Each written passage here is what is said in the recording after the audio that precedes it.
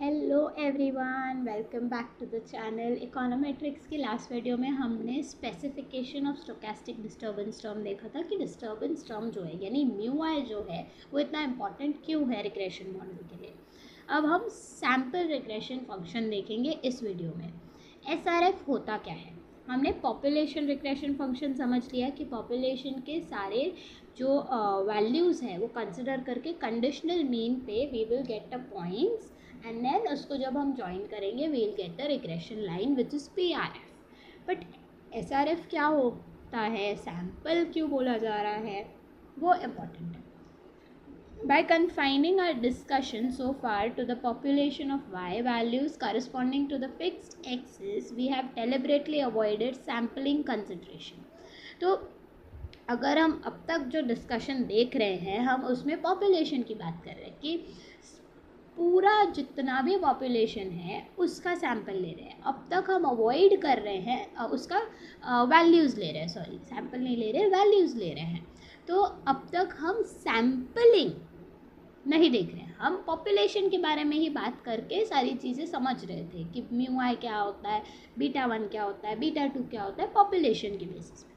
Sampling observations हमने, sampling considerations हमने अभी तक नहीं लिया क्योंकि जो पहले जो टेबल था लाइक 80 इनकम पे we have 5 family having their consumption expenditure 100 पे, तो वो टोटल जो था वो किसका था, 60 फैमिलीज जो थे, वो पूरा पॉपुलेशन का डेटा था। अब हम सैम्पल के तौर पे क्या कह रहे हैं वो देखेंगे। But it is about time to face up to the sampling problems, for in most practical situations what we have is but a sample of y values corresponding to some fixed x.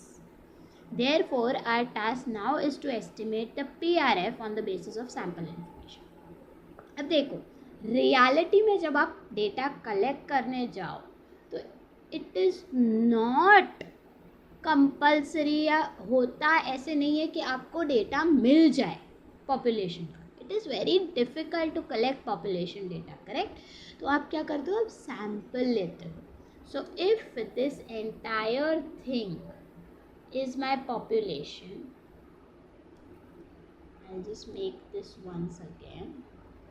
If this entire thing is by population और population का data collect करना is very difficult, तो मैं सिर्फ इतना sample ले लूँगी। Sample should be representative of entire population, correct? तो मैं सैम्पल ले लूँगी। अब मैं क्या करूँगी, most practical situation what we have is but a sample of Y. हमारे पास सारे पॉपुलेशन के वाई के वैल्यूज़ नहीं होते हैं, हमारे पास सैम्पल के वाई के वैल्यूज़ होते हैं corresponding to the income x values independent variables. Therefore अब हम PRF नहीं एस्टिमेट करके हम SRF एस्टिमेट करेंगे। सैम्पल इंफॉर्मेशन के बेसिस पे जो रिग्रेशन फंक्शन बनेगा वो SRF कहलाएगा। As an illustration, pretend that the population of table 2.1 was not known to us. मतलब वो जो population की वैल्यू थी वो अब हमें पता नहीं है, and the only information we had was randomly selected sample of y values for the fixed x values given in table 2.4. तो अब हमारे पास सिर्फ रैंडमली हम जब गए तो ये वैल्यूज़ मिली। जब 80 था तो 80 इनकम था तब 70 कंजम्पशन एक्सपेंडिचर है, 100 इनकम था तो 65, 120 पे 90 कंजम्पशन एक्सपेंडिचर, 140 पे 95। तो ऐसे सिर्फ सैम्पल मिला है, हमें रैंडम सैम्पल मिला है। कितने ऑब्जर्वेशन है टोटल, 1 2 3 4 5 6 7 8 9 10, टोटल 10 ऑब्जर्वेशन हमें सिर्फ मिले, सैम्पल सिर्फ 10 के मिले। पॉपुलेशन का डिफ़िकल्ट है। Unlike table 2.1 we now have only one value of y corresponding to given each axis. तो x में वहाँ पे you had 5 values of y, 80 पे वी हैड 5 कंजम्पशन एक्सपेंडिचर के वैल्यूज़, यहाँ पे सिर्फ एक ही y का वैल्यू है। each y given xi in the table 2.4 is chosen randomly from similar y's corresponding to the same xi from the population of table 2.1. तो वहाँ पे we had, let me just show you that table. यहाँ पे अगर आप ध्यान से देखो तो ये टेबल में 80 के लिए, 80 इनकम के लिए there are around 5 people जिनके कंजम्पशन एक्सपेंडिचर हैं, बट यहाँ पे सिर्फ 80 पे एक ही जन है. हमारे पास एक ही ऑब्जर्वेशन मिलेगा, random observation each Y given X I. ठीक है, सैम्पल में. The question is from the sample of table 2.4 can we predict the average weekly consumption expenditure Y in the population as a whole corresponding to chosen axis. क्या हम इस sample data के basis पे predict कर सकते हैं कि consumption expenditure y का पूरे पॉपुलेशन का क्या होगा गिवन द सैम्पल डेटा. मतलब अगर ये मेरा पॉपुलेशन है और ये मेरा सैम्पल है, मैंने लिया है, तो इस सैम्पल का जो मैं रिग्रेशन रन करूँगी, क्या वो मैं यूज़ कर सकती हूँ as a prediction for whole population. In other words, can we estimate the PRF from the sample data. क्या हम PRF एस्टिमेट कर सकते हैं? क्या हमारे पास PRF में β1 β2 वैल्यू जो है वो सैम्पल डेटा से फाइंड आउट कर सकते हैं? As the reader surely suspect we may not be able to estimate PRF accurately because of sampling fluctuations. अब क्या होता है, इतना तो हमें पता है कि हाँ कर सकते हैं, बट एग्जैक्ट सेम नहीं होगा जो पॉपुलेशन का वैल्यू है, एक्यूरेट नहीं होगा. क्यों? क्योंकि सैम्पल जो आपने लिया है वो भले ही रिप्रेजेंट कर रहा है पूरे पॉपुलेशन को, but it's still a sample. वो सिर्फ और सिर्फ थोड़े ऑब्जर्वेशंस करेक्ट मतलब कंसिडर कर रहा है. देर आर लाइक पॉपुलेशन में 60 families, you are only taking 10 families. तो सैम्पलिंग में फ्लक्चुएशंस होना, सैम्पलिंग में एरर होना ऑब्वियस हो सकता है ना. तो इस वजह से the values that SRF gives you, या जो प्रिडिक्ट हम करेंगे PRF को सैम्पल डेटा के बेसिस पे, वो एक्यूरेट नहीं होगा. To see this, suppose we draw another random sample from population table 2.1 as presented in table 2.5. इसको समझने के लिए हमने दूसरा सैम्पल लिया. अब वही देखो, पहले वाले मैं 2 जन को भेज रही हूँ सैम्पल कलेक्ट करने. ठीक है, A person and B person. A person ने जिसके पास वो गया तो इनकम 80 था, तब उसने बोला कि हमारा कंजम्पशन 70 है. वही B पर्सन को इनकम 80 वाले ने बोला 55 कंजम्पशन है. अलग आ सकता है ना, सैम्पल है. आप किसके पास जा रहे हो, सेम पर्सन के पास जाओगे ज़रूरी नहीं है, हर एक अलग अलग पर्सन के पास जाएगा. तो इस वजह से क्या हो गया, ये सैम्पल अलग है, ये सैम्पल अलग है. Plotting the data of 2.4 and 2.5, we obtain the scattergram given in the figure 2.4. तो अगर मैं प्लॉट करूँ तो इस तरीके का कुछ स्कैटरग्राम दिखेगा. फर्स्ट सैम्पल 2.4 के बेसिस पे x मार्क्स मिला है, मतलब 80 पे ये 70 के आसपास, 65-70 के आसपास नंबर है. 100 पे इट वाज अ बिट लो, 60. 120 पे 90, 140. तो मतलब basically what they have done is, इसको उन्होंने यहाँ पे प्लॉट किया है. ठीक है, और फिर इसको भी उन्होंने प्लॉट किया है यूजिंग द डॉट. ठीक है, तो जो क्रॉस मार्क्स है वो टेबल 2.4, यस टेबल 2.4 का डेटा है, और जो डॉट वाले हैं दैट इज़ टेबल 2.5. अब इनको यूज़ करके ये जो पॉइंट्स हैं उनको यूज़ करके उनका एवरेज पे they have found the SRF। जैसे हमने पहले PRF फाइंड आउट किया था वैसे SRF रन किया रिग्रेशन, β1 और β2 वैल्यू निकाल के SRF रिग्रेशन रन किया है।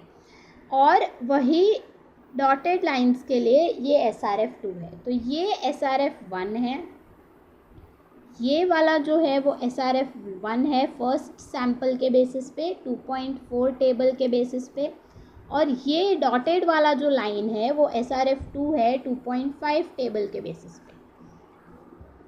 पॉपुलेशन सेम था, दो अलग अलग सैम्पल ने दो अलग अलग SRF दिए। कौन सा सही है, कौन सा PRF को, पॉपुलेशन रिग्रेशन को एक्चुअली प्रिडिक्ट कर रहा है, पता नहीं। करेक्ट, यही प्रॉब्लम आती है।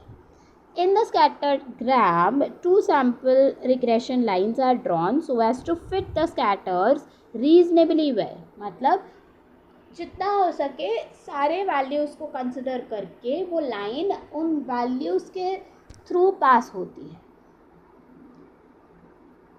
SRF1 is based on first sample, SRF2 is based on second sample। देखो ये सैम्पल रिग्रेशन लाइन कैसे ड्रॉ किया गया है हम आने वाले चैप्टर्स में खुद प्लॉटिंग करेंगे, तब आपको अच्छे से समझेगा उसका मतलब क्या है। SRF1 फर्स्ट सैम्पल के बेसिस पे है, SRF2 सेकेंड सैम्पल के बेसिस पे है। Which of the two regression line represents the true population regression line, कौन सा बेहतर है, कौन सा ट्रू पॉपुलेशन लाइन को रिप्रेजेंट कर रहा है, पता नहीं। If we avoid the temptation of looking at figure 2.1, which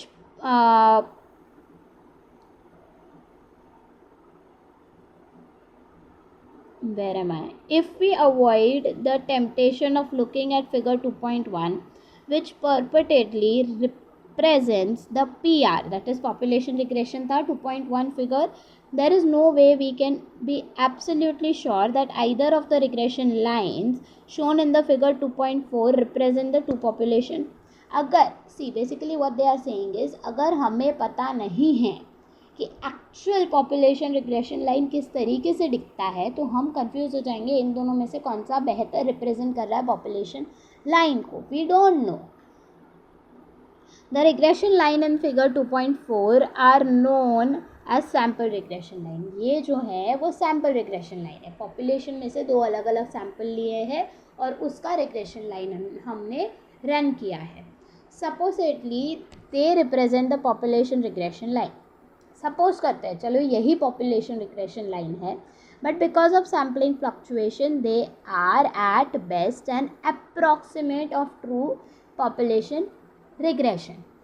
लेकिन ये जो है सैम्पलिंग में ऑब्वियसली फ्लक्चुएशंस होने के वजह से, यानी हमने सिर्फ छोटा सा सैम्पल लिया है, और भी सैम्पल हो या अगर हम सैम्पल को बढ़ा देते कुछ और नंबर आता, तो सैम्पलिंग में फ्लक्चुएशंस होने के वजह से क्या होता है, ये हम ये नहीं कह सकते कि यही हमारा पॉपुलेशन रिग्रेशन है, हम बोल सकते हैं ये अप्रॉक्सीमेटली पॉपुलेशन रिग्रेशन है। ठीक है।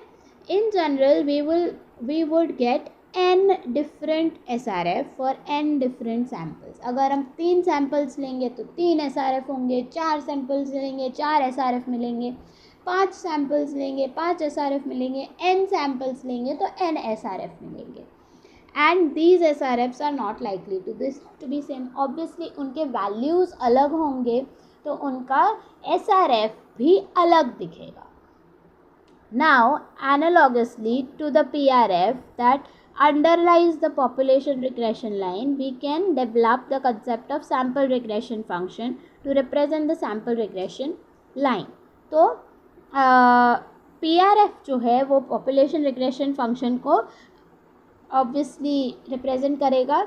हम क्या कर सकते हैं, उस population में से sample निकाल के sample regression function देख सकते हैं कि कैसा होगा। जैसे हमारा पॉपुलेशन रिग्रेशन फंक्शन है वैसे ही हमारा सैम्पल रिग्रेशन फंक्शन भी होगा। सिर्फ पॉपुलेशन रिग्रेशन फंक्शन क्या था, yi is equals to β1 plus β2 xi। अब क्या होगा, सैम्पल रिग्रेशन फंक्शन में सिर्फ हैट लग जाएगा। हैट क्यों लगेगा? रिप्रेजेंट करने के लिए कि वो सैम्पल का है, सैम्पल से लिया गया है. Where Y hat is read as Y hat और Y cap.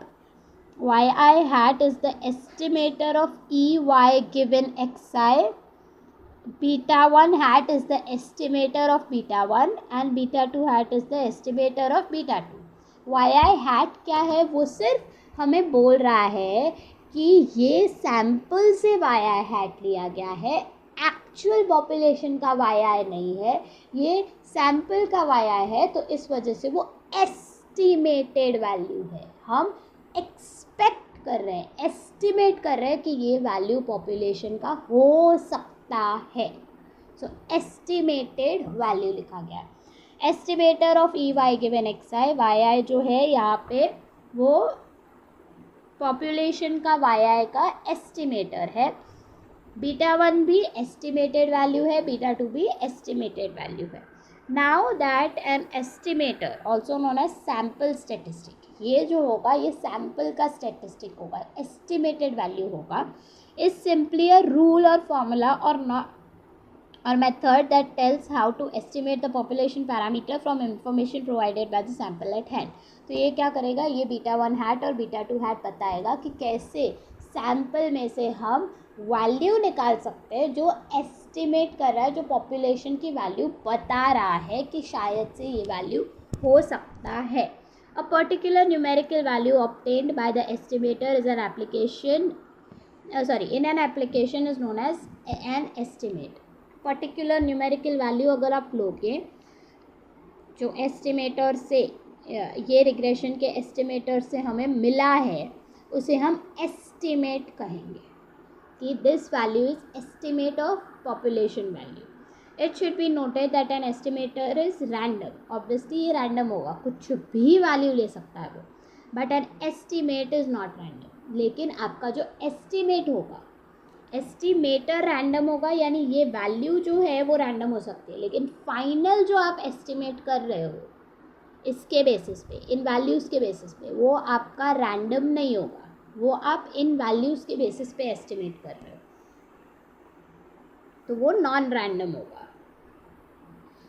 Now just as we expressed the PRF into equivalent form, equation 2.2.2 जैसे एक था कौन सा, yi is equals to beta 1 plus beta 2 xi, और दूसरा था yi is equals to beta 1 plus beta 2 xi plus mu i. Correct? दूसरा ये था. तो वैसे ही हमारे पास सैम्पल रिग्रेशन के भी दो इक्वेशंस है. एक था जो पहले हमने लिखा Y I hat is equals to beta 1 hat plus beta 2 hat X I. दूसरा म्यू आई हैट को ऐड कर दिया. सेम है यहाँ पे भी. म्यू आई हैट क्या बोला? सैम्पल में जो दूसरी चीज़ें वाई को अफेक्ट करती है वही यहाँ पे इंक्लूडेड है. Where in addition to symbol already defined, mu I hat denotes the sample residual term. ये क्या हो जाएगा? सैम्पल का रेसिड्यूअल टर्म होगा, एरर टर्म होगा. Conceptually, mu I hat is analogous to mu I, similar to mu I, and can be regarded as an estimate of mu I. तो आप mu I hat को एक estimate बोल सकते हो mu I का. It is introduced in SRF for same reason of mu I introduced in PRF. जो reasons की वजह से हमने mu I को PRF में इंक्लूड किया था, वही रीज़न के वजह से हम mu I hat को भी SRF में इंक्लूड करेंगे. To sum up, then we find our primary objective in regression analysis is to estimate the PRF. तो फाइनली हम क्या समझ रहे हैं कि रिग्रेशन एनालिसिस में PRF यानी इस इक्वेशन को समझने के लिए, एस्टिमेट करने के लिए, we will estimate this regression equation on the basis of SRF, which is this. Simple. यानी पॉपुलेशन की वैल्यू समझने के लिए कि इन, अगर हम एग्जांपल ले लें कंजम्पशन इनकम का, तो पॉपुलेशन का वीकली ऑन एवरेज कंजम्पशन कितना है वो हम सैम्पल के बेसिस में एस्टिमेट करेंगे. इट इज़ इम्पॉर्टेंट कि वर्ड एस्टिमेट आए.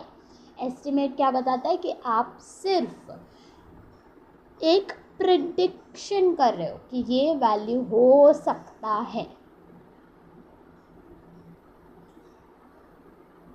To PRF on the basis of SRF, because more often than not our analysis is based upon a single sample from some population, because single sample के basis पे based होता है,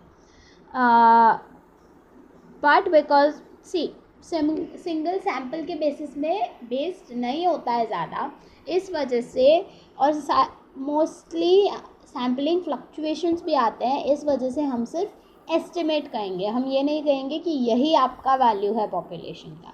but because of sampling fluctuation our estimate of PRF based on SRF is at best approximate one. Approximately यही answer होगा, हम ऐसे कहेंगे, हम ये नहीं कहेंगे यही वैल्यू होगा, अप्रॉक्सीमेटली ये हो सकता है, अराउंड, ठीक है। This approximation is shown diagrammatically in figure 2.5। तो ये आपका 2.5 फिगर है, जहाँ पे ये आपका एक्चुअल PRF था, लेकिन obviously you can't go on collecting the population. यहाँ पे तो पॉपुलेशन सिर्फ 60 फैमिलीज ली गई है, we are talking about entire population. Reality में आओ, रियलिटी में population is huge.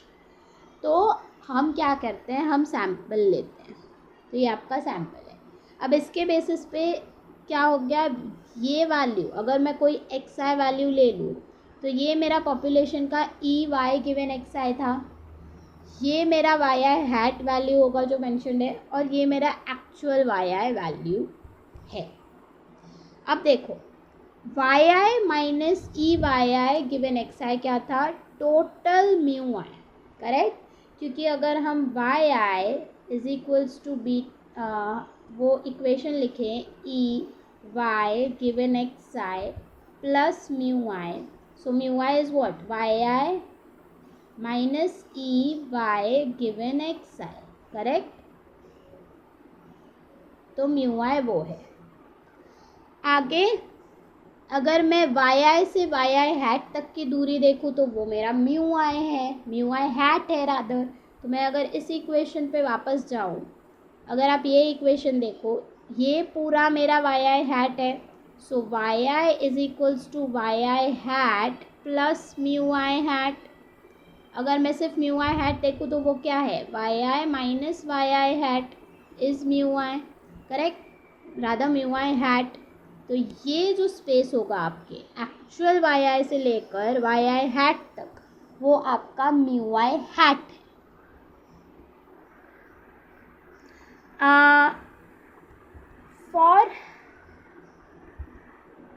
For X and XI, we have one sample observation Y is equals to YI. X is equals to XI के लिए हमारे पास Y is equals to YI, मतलब वो अभी एक्सप्लेन कर रहे हैं ये सारी चीज़ें जो मैंने आपको अभी जस्ट एक्सप्लेन की। In terms of SRF, the observed YI can be expressed as YI is equals to YI hat plus mu I, correct, ये मैंने आपको अभी समझाया।